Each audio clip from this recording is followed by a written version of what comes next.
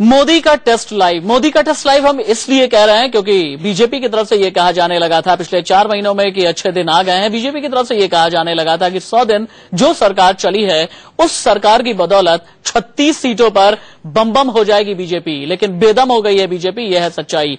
UP में 7 सीटों के नतीजे आ गए हैं। 6 सीटों पर सपा जीती है, जबकि सहारनपुर में बीजेपी की जीत हुई है। इस वक्त की ब्रेकिंग न्यूज से करेंगे शुरुआत। आपको बता दें, जिन 11 सीटों पर गिनती हो रही है उन सभी पर बीजेपी का कब्जा था। बड़ी खबर यह आ रही है कि यूपी में 7 सीटों के नतीजे आ गए हैं और इन नतीजों में समाजवादी पार्टी ने 6 सीट जीती है, यानी 11 में से 7 सीट के साफ नतीजे आ गए हैं।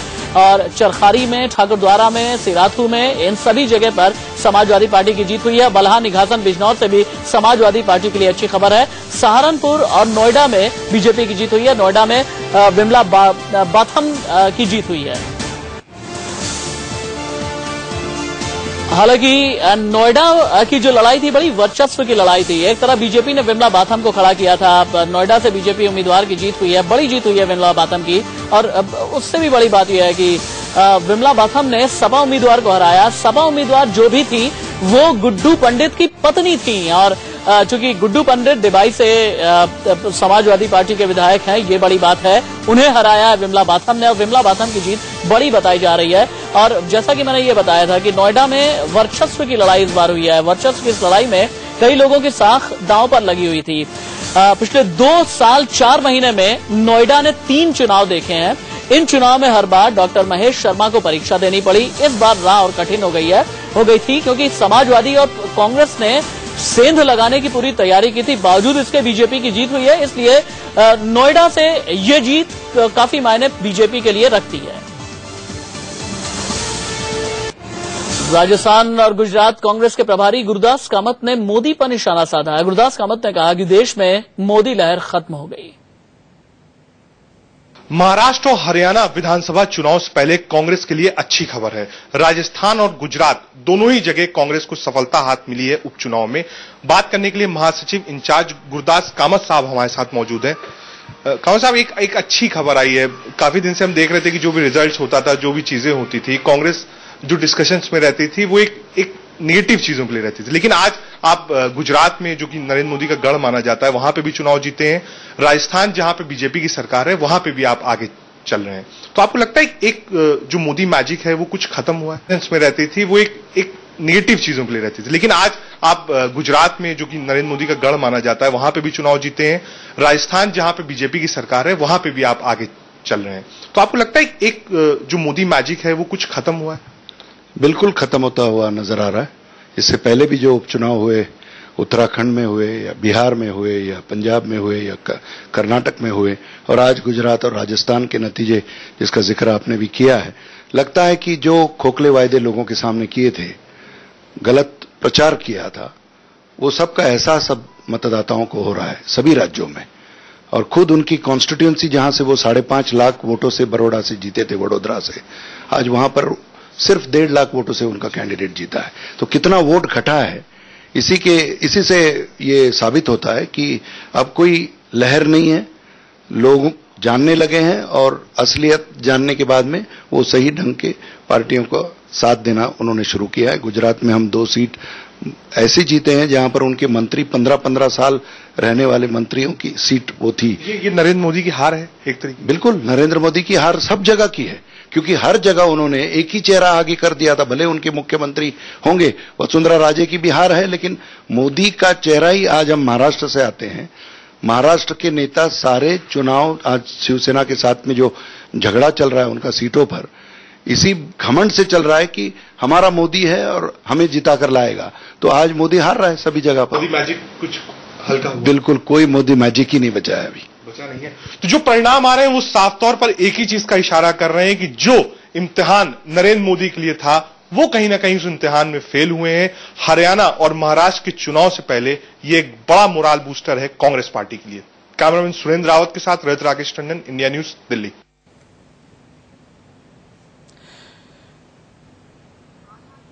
चलिए, अभी तक हर हर मोदी का नारा दिया जा रहा था, अब हार हार मोदी का नारा दिया जा रहा है और बहुत व्याकुल है। राजीव त्यागी के दिल में, दिमाग में और जबान में कई शब्द तैर रहे हैं। डॉक्टर संबित पात्रा से सीधे कई चीजें बोलना चाहते हैं, लेकिन एक नए मेहमान भी आ चुके हैं हमारे साथ। ओम बिड़ला हैं, आप कोटा से बीजेपी के सांसद हैं, हमारे साथ जुड़ चुके हैं। लेकिन राजीव त्यागी, मुझे ये बताइए, ब्रेक पर जाने से पहले आपने कहा कि बीजेपी ने नाग नागिन नेताओं को उतार दिया था उत्तर प्रदेश के अंदर। ये नाग नागिन नेता थे कौन और आपने क्यों कहा कि बीजेपी अहंकारी हो गई? देखिए, संबित मेरे बहुत से दोस्त हैं और मैं विशेष रूप से एक बात कहना चाहूंगा कि जिस तरह से कहा कि कांग्रेस मुक्त भारत, क्या मैं कह सकता हूं भारतीय जनता पार्टी मुक्त भारत? जब तक एक भी व्यक्ति भारतीय जनता पार्टी की आइडियोलॉजी को मानेगा, मैं ये बात नहीं कह सकता और ना मुझे कहनी चाहिए। और जिस तरह से भारतीय जनता पार्टी के लोगों ने कहा कि हम कांग्रेस को रौंद देंगे, कुचल देंगे, तो ये इनकी अहंकारी भाषा थी। मुझे अभी तक कोई भी एक व्यक्ति नहीं मिला चुनाव खत्म होने के बाद से लोकसभा के कि जिसने कहा हो कि कांग्रेस ने विकास के कार्य 10 साल में नहीं किए। ठीक है, हमसे गलतियां हुई थी और उन गलतियों का आत्मावलोकन करने के बाद हम निश्चित रूप से नए कलेवर में आएंगे, नंबर 1। नंबर 2 बात मैं कहना चाहूंगा कि जिस तरह से भारतीय जनता पार्टी ने बिहार के उपचुनाव से पहले, उत्तराखंड के उपचुनाव से पहले कहा था ये लिटमस टेस्ट है हमारे लिए, और लिटमस टेस्ट में जब वो फेल हो गई तो अब ये कहेंगे ना उसका हमारा मोदी जी का टेस्ट नहीं था, ये तो सिर्फ लोकल लेवल पे मुद्दे होते हैं, सब कुछ होते हैं। तो भारतीय जनता पार्टी अपनी हार में निश्चित रूप से अपने शब्द चुनेगी, लड़े नाम सरदार का, लेकिन जब हारे तो नाम सरदार का नहीं होता, ये तो आपको पता ही होता है। देखिए, ऐसा मैं आपको बताऊं, मैं बहुत साफगोई से एक बात कह देता हूं आपको, हम लोग हारे, चुनाव हारे, तो चुनाव में हार जीत चलती रहती है। और संबित पात्रा जी को मैं कहना चाहूंगा, जीत पे कभी इठलाना नहीं चाहिए, हार से कभी घबराना नहीं चाहिए। डॉक्टर पात्रा, जीत पर आप इठलाए, हार पर घबराहट होती है या नहीं होती? देखिए, कभी भी राजनीति में घबराना नहीं चाहिए। जो जनता बोलती है उसको सिरोधार्य करना चाहिए और उससे सीखने की कोशिश करनी चाहिए। राजीव जी मेरे बहुत अच्छे दोस्त हैं। मैं एक छोटा सा सुझाव, वैसे अनसॉलिसिटेड सुझाव है मगर सुझाव देना चाहूंगा। अब देखिए, ये जो चुनाव हुआ है जिसमें 2-1 सीट कांग्रेस भी जीत रही है और खुशी होना चाहिए कांग्रेस को, बहुत दिनों बाद ऑक्सीजन मिला है। तो राहुल जी नहीं रहे कहीं भी, राहुल जी ने कहीं भाषण नहीं दिया, उससे कुछ लाभ हुआ है। तो कांग्रेस को ये चिंता करनी चाहिए कि क्या राहुल जी के प्रचार प्रसार पे बैन लगाना चाहिए, इससे कांग्रेस को फायदा हो रही है। तो ये चिंता कांग्रेस करे, ये मेरा एडवाइस है। और जहां तक मोदी जी का एग्जामिनेशन का सवाल है, आखिर कितने एग्जामिनेशन मोदी जी देते रहेंगे? मोदी जी तो जब से राजनीति में आए हैं वो एग्जाम ही देते जा रहे हैं। वो चाय वाले से प्रधानमंत्री तक उन्होंने एग्जामिनेशन पास किया है। वो 2 एग्जामिनर जो दो स्टूडेंट गायब हैं, किसी एग्जामिनेशन सेंटर में नहीं दिख रहे हैं। राजीव जी से आग्रह है कि वो भी अपने स्टूडेंट के बारे में बताए कि वो जरूरी नहीं कि कोई छात्र अगर टॉप कर जाए, ये बाइपोल जो है वो लोकल छात्र अगर टॉप कर जाए तो वो थ्रू आउट टॉपर ही रहे। डॉक्टर पात्रा, देखिए मैं एक बात कह दूं, इस बात की गारंटी पात्रा जी एक जवाब दे देता हूं मैं आपकी बात का। देखिए, जिस तरह नहीं, हम इंट्रोस्पेक्ट करेंगे, हम इंट्रोस्पेक्ट करेंगे। मोदी जी का क्या रोल है? ये तो लोकल चुनाव है, ये तो लोकल चुनाव है। अब आप हार गए तो लोकल चुनाव है। दूसरी बात, पात्रा जी, आप जो राहुल गांधी जी पे बार बार प्रश्न उठाते हैं, मैं उसका आपको साफ गोई से जवाब दे दूं और उम्मीद है कि आप इस बात को आगे नहीं उठाएंगे तो मेरा जवाब यही सेम होगा। राहुल गांधी जी पे कोई भ्रष्टाचार का आरोप नहीं है। राहुल गांधी जी के पास एक विजन है पूरे देश को चलाने का, और राहुल गांधी निश्चित रूप से कांग्रेस पार्टी के सर्वमान्य नेता है। और जिस तरह से अहंकार की भाषा इस्तेमाल करके आप राहुल गांधी के बारे में टिप्पणी करते हैं, तो ये निश्चित रूप से आपको देखना होगा कि आपकी टिप्पणी सही है नहीं है, नंबर 1।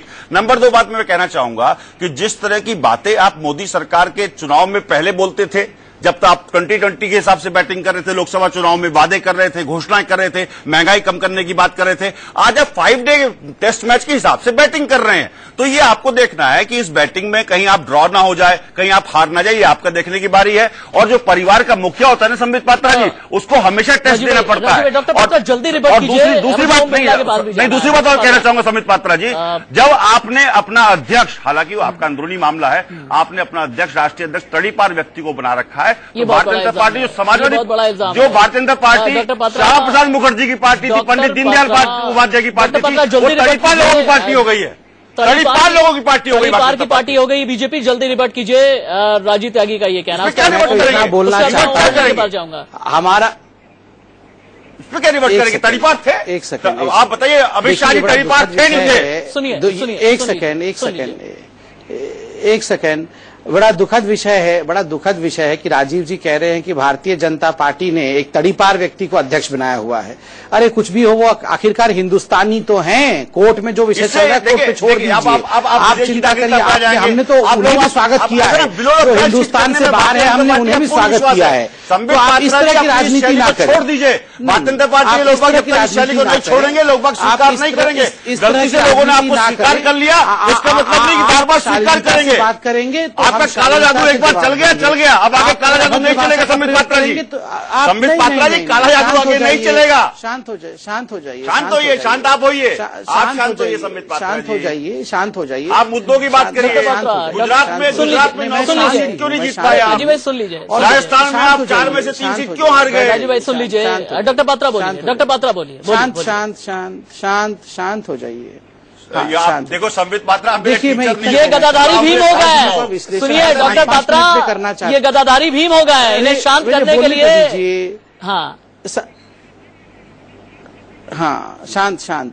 मैं ये बोल रहा हूं कि जो 100 दिनों का विश्लेषण हर 5-5 मिनट में कांग्रेस पार्टी आरंभ कर देती है, कांग्रेस पार्टी ये विश्लेषण करने से पहले पीछे मुड़ के भी देखे कि 10 वर्षों तक गड्ढा खोदा है, मट्टी ला रहे हैं, भर रहे हैं। अच्छे दिन क्या होता है? अच्छे दिन यही होता है ना कि इकोनॉमी आगे बढ़ रही हो, ग्रोथ आगे बढ़ रहा हो और महंगाई का दर पीछे घट रहा हो। दोनों हो गया है 100 दिनों में। जीडीपी 5.7 हो गया है, इन्फ्लेशन रेट 3.4 हो गया है। स्वाभाविक रूप से 10 वर्षों में हमने वो 100 दिनों में कर दिया है। हमें कम नहीं हुई है। जीडीपी के मामले में अगर आप कहना चाहेंगे तो अप्रैल और मई में हमारी सरकार रही, 1 महीने की आपकी सरकार रही। के आंकड़े पे आ गए राजीव जी, आप भी कागज पे आके आंकड़े पे आ गए। और डॉक्टर पात्रा, आप तो बड़ी ग्राउंड रियलिटी की हमेशा से बात करते हैं, पिछले कई सालों से मैं आपको जानता हूँ। आंकड़ों की बात मत कीजिए, कागजी आंकड़ों की बात मत कीजिए। डॉक्टर पात्रा, मैं आता हूँ आपके पास। ओम बिरला भी हमारे साथ मौजूद हैं, जो कि राजस्थान के कोटा से बीजेपी सांसद है ओम बिरला, तो उनके पास हम चलते हैं।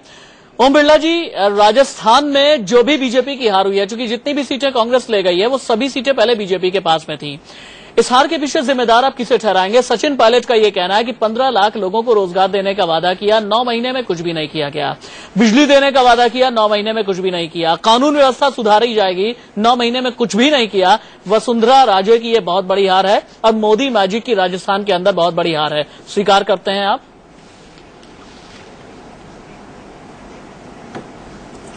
न नरेंद्र मोदी जी की हार है, न वसुंधरा जी की हार है।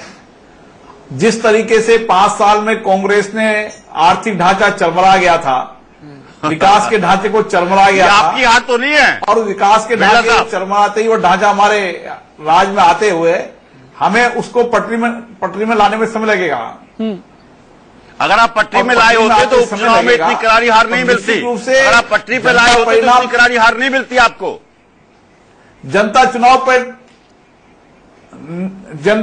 परिणाम जल्दी चाहती है, लेकिन हम राजस्थान को इंफ्रास्ट्रक्चर के आधार पर एक स्थायी विकास करना चाहते हैं। जिस तरीके से राजस्थान में कांग्रेस ने नगद पैसा बांटकर, जिस तरीके की स्कीम चलाकर लोगों ने, कांग्रेस ने आर्थिक ढांचा चरमरा गया था, राजस्थान का खजाना खाली कर दिया था, हम उस सारी आर्थिक स्थिति को पटरी पर लाकर राजस्थान के स्थायी विकास को खड़ा करेंगे। इंफ्रास्ट्रक्चर के आधार पर, रोजगार के आधार पर देंगे और 4 साल बाद जब जनता के बीच में चुनाव लड़ने जाएंगे तो इसी राज्य के अंदर हम कांग्रेस पहले से ज्यादा सीटें लेकर आएंगे। उन्हीं योजनाओं को भारतीय जनता पार्टी की सरकार आगे बढ़ा रही है। और ये कैसे कह सकते हैं उन योजनाओं में खोट था जब उन योजनाओं को ये लोग बढ़ा रहे हैं? उन्हीं योजनाओं को जो केंद्र सरकार में हमले चलाई थी, उन्हीं योजनाओं को मोदी सरकार चला रही है। यशवंत जी, एक सवाल का जवाब बस आप दे दीजिए मुझे, क्योंकि समाजवादी पार्टी के नेता यशवंत सिंह जी भी उन योजनाओं की हालत ऐसी थी कि आप देख लें, यशवंत सिंह जी बीएसपी उत्तर प्रदेश में योग्यता बिना योग्यता के समाजवादी पार्टी में सारा काम किया। चाहे अन्न का मामला हो, चाहे बीपीएल सूची का मामला हो, सारे मामले में जिस तरीके से जल्दबाजी की चुनाव के चक्कर में इसके कारण से ढांचा बिगड़ा हुआ है। और कांग्रेस का कारण यही था कि उन्होंने बिना मॉनिटरिंग करे हुए व्यक्ति को मिला जिसको नहीं मिला, इसका मतलब कारण कांग्रेस परफॉर्म नहीं किया 2 महीने में। ठीक तरीके से डिलीवरी सिस्टम बेटर बनाएंगे, विकास कर सकती है, कांग्रेस मध्यम मार्ग में चल सकती है। यशवंत जी, उत्तर प्रदेश को लेकर के मेरा सवाल यह है, बीएसपी चुनावी मैदान में नहीं थी, क्या इसका फायदा समाजवादी पार्टी को मिला?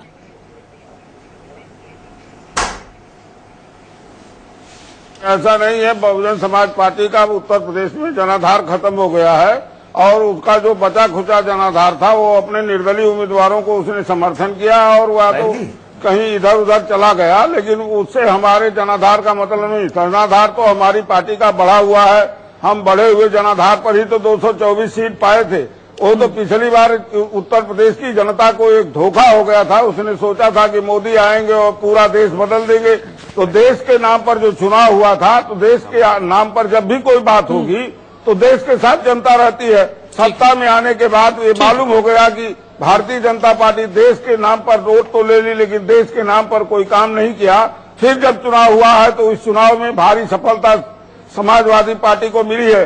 इसी प्रदेश से देश के प्रधानमंत्री निर्वाचित हुए हैं और उनकी लोकसभा में जो विधानसभा थी उसको भी समाजवादी पार्टी ने जीती है। इस बात से तय हो गया कि उत्तर प्रदेश में समाजवादी पार्टी के साथ जनता थी, जनता है और जनता रहेगी। चलिए मैं एक ब्रेक ले लेता हूं राजीव भाई, उसके बाद आपसे सवाल होगा। यशवंत सिंह जी आपका बहुत शुक्रिया, लेकिन राजीव त्यागी, डॉक्टर संबित पात्रा और बाकी हमारे तमाम मेहमान ओम बिरला वगैरह जुड़े हुए हैं, लेकिन सवाल कई हैं। सवाल ये कि बीजेपी की हार क्यों हुई, ये बहुत बड़ा सवाल है। उससे भी बड़ा सवाल यह है कि नरेंद्र मोदी का मैजिक क्यों नहीं चला, और उससे भी बड़ा सवाल यह है कि उपचुनाव के नतीजे कितनी शख्सियतों के पॉलिटिकल करियर डिफाइन करने जा रहे हैं, जैसे सचिन पायलट, वसुंधरा राजे और बाकी भी उत्तर प्रदेश के अंदर योगी आदित्यनाथ जो अब महंत आदित्यनाथ बन चुके हैं। इन सभी के पॉलिटिकल करियर की अब डिफिनीशन आगे क्या होने जा रही है, क्या परिभाषा नई तरीके से लिखी और गढ़ी जाएगी, इन सभी सवालों के जवाब एक ब्रेक के बाद।